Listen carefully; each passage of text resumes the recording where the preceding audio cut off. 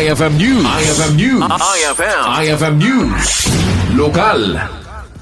Manam nama Mangiwayat iti Provincial Government of Ilocos Norte wenno Pgin iti Community Outreach Program sakbay nga agmudo iti bulan.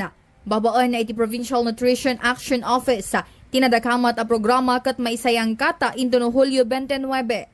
Segon ka na Mrs. Elma Irapta, ti Provincial Nutrition Action Officer, saan na natuloy di Hulyo 23 nga isupay ti pan nakaselebrar ti Nutrition Month dito'y probinsya.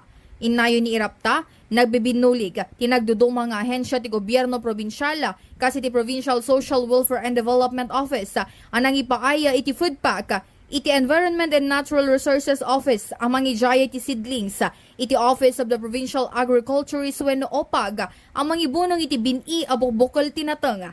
Provincial Health Office karag iti hygiene kits kanda dumapay nga ahensya amang ipaay ti tulong para karag iti kaprobinsyaan.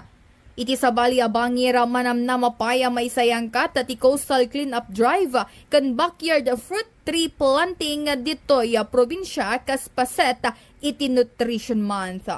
Para iti IFM News, Idol Bernadette Toledo, Tatak, IFM.